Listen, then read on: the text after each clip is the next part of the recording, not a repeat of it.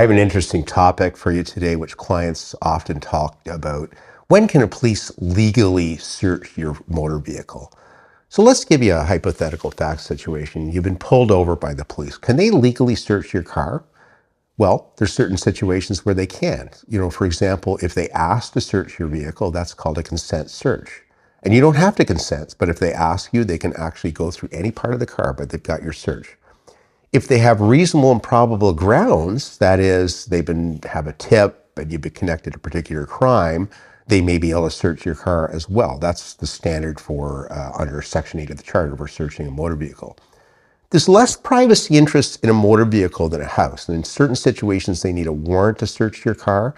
In certain situations, because of what we call emergency or exigent circumstances, they may be able to search it on the spot with reasonable probable grounds. The other thing is called the plain view doctrine. So for example, let's see they come to your window and you've got cocaine or marijuana plainly sitting on the seat. Well, they're allowed to grab that. It's in plain view, and that's a search that's not going to be thrown out in court. So consent, you don't have to consent, plain view doctrine, and of course, reasonable probable grounds. Now, if the search is illegal, like let's say that it turns out they didn't have reasonable probable grounds, then you may be able to get it thrown out in court if they found drugs buried, for example, in the glove box, and they didn't have the grounds. So that's called an illegal search under Section 8 of the Charter. Everyone has the right to be secure against an unreasonable search and seizure, and that can often get thrown out under Section 24(1) of the Charter, that is bringing the administration of justice into disrepute.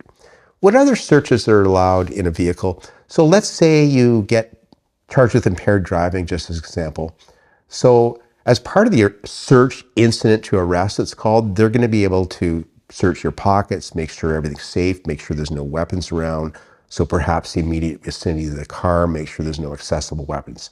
That's called a search incident to arrest. Now they can't start going into the glove box as a, kind of a fake search incident arrest or under hidden things. That's not allowed, okay, in that particular situation.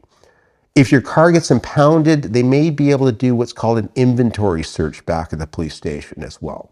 Now, in many situations, it may be advisable if the police impound your car for them to get a search warrant, because there's not emergency search situation now. They've got your car in impoundment. There's no risk of you driving it away.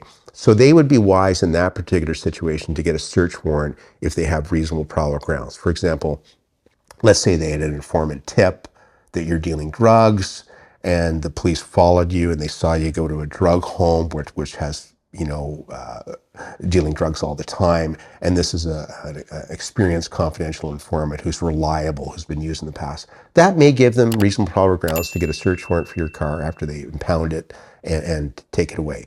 So there are many situations where the police can search your vehicle. Obviously, if they just pull you over for a normal check and they don't have grounds, they can't search anything other than what they see in plain view, or other than what you allow them to. So you don't have to, if the police ask you to search your car and you don't want them to, just say no and ask them. If they proceed to search, you can ask them what grounds they have for as well. I mean, that may be advisable in that situation, because most police officers are very honest. I have seen situations where officers will make up grounds that don't exist. So you have to protect your rights. Don't allow them to search. Just say no. And under what grounds are they searching? So there you have it. The bottom line is there are situations where they're going to be allowed to search their vehicle, but typically they have to have grounds, plain view, or your consent. If they don't have proper grounds and don't have any of those factors in play, you may be able to challenge the search in court and win, getting the evidence excluded under Section 24(1) of the Canadian Charter Rights and Freedoms. So that's a short little primer, a very simple primer on consent searches and reasonable probable ground searches of vehicles. Thank you for watching our video.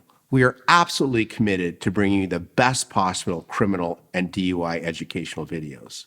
If you found this video helpful, please like it and subscribe to our YouTube channel.